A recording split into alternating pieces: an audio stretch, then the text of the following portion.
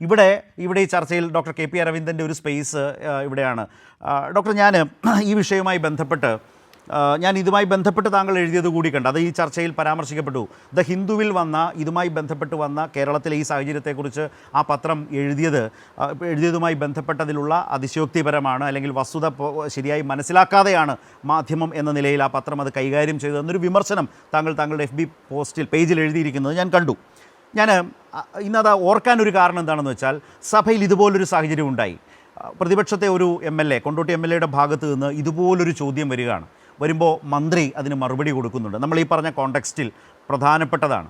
ഈ രോഗവുമായി ബന്ധപ്പെട്ട് ഇതിൻ്റെ 99% മരണനിരക്കുമായി ബന്ധപ്പെട്ടൊരു അലാമിംഗ് സിറ്റുവേഷനെക്കുറിച്ച് കോൺഗ്രസ് പ്രതിനിധിയും ഇവിടെ പറഞ്ഞു. താങ്കൾ അതേക്കുറിച്ച് സംസാരിക്കേണ്ടതുണ്ട് ചില കാര്യങ്ങൾ. അതിനു മുമ്പ് ഈ പറഞ്ഞതുപോലെ ഇന്ന് സഭയിൽ നമ്മൾ ഈ സംസാരിച്ച പശ്ചാത്തലത്തിൽ സംഭവിച്ചൊരു കാര്യം ഒന്ന് കണ്ടുകൊണ്ട് ഞാൻ താങ്കളിലേക്ക് വരാം.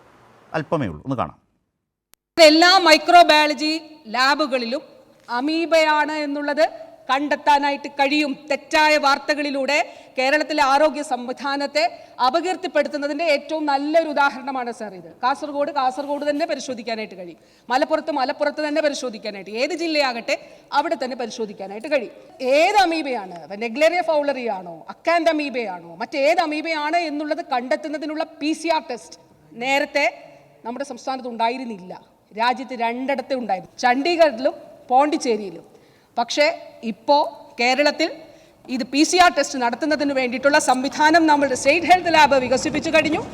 ശാസ്ത്ര സാങ്കേതിക വകുപ്പിന് കീഴിലുള്ള ഇൻസ്റ്റിറ്റ്യൂട്ട് ഓഫ് അഡ്വാൻസ് വൈറോളജിയും ഇത് വികസിപ്പിച്ചു കഴിഞ്ഞു. കോഴിക്കോടും ഉടനെ തന്നെ PCR സംവിധാനം ആരംഭിക്കുന്നതാണ്. ഇവിടെയാണ് ഡോക്ടർ നേരത്തെ കൊണ്ടോട്ടി MLA ചോദിക്കുകയാണ്, കാസർഗോഡ് ഒരാൾക്കൊരു രോഗം വന്നാൽ ഇത് തിരുവനന്തപുരത്ത് പോയി പരിശോധിച്ച് വരുമ്പോഴേക്കും ആൾ മൃതപ്രായനാകില്ലേ എന്ന നിലയിൽ ചോദിച്ചപ്പോഴാണ് മന്ത്രി അതിന് മറുപടി പറഞ്ഞത്. താങ്കൾ ഇതുമായി ബന്ധപ്പെട്ട് തെറ്റിദ്ധാരണാജനകമായ പ്രചാരണം ഒരു ഭാഗത്ത് നടക്കുന്നു. ഇതിൻ്റെ മരണനിരക്കുമായി ബന്ധപ്പെട്ട കാര്യങ്ങൾ നിൽക്കുമ്പോൾ ഏറ്റവും അധികം ആളുകൾ ഈ കാലയളവിലാകെ നോക്കിയാൽ മരണപ്പെട്ടൊരു നാട് കേരളമല്ലേ എന്ന നിലയിലുള്ള പ്രതിപക്ഷത്തിൻ്റെ വാദം നിൽക്കുന്നു. അവിടെ താങ്കളെപ്പോലെ ഒരാളുടെ പ്രതികരണം കേൾക്കാൻ താല്പര്യമുണ്ട്.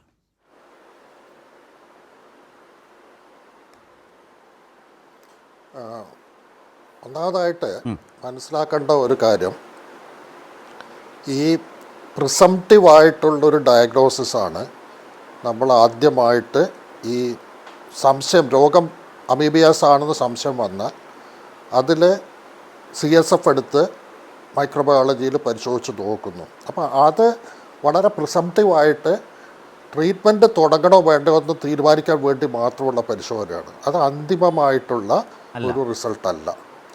അതുകൊണ്ട് തന്നെ പ്രിസംപ്റ്റീവായി നമ്മൾ ഇത് നോക്കി ഇതാണെന്ന് തോന്നിക്കഴിഞ്ഞാൽ അപ്പോൾ ട്രീറ്റ്മെൻറ്റ് തുടങ്ങുന്നു.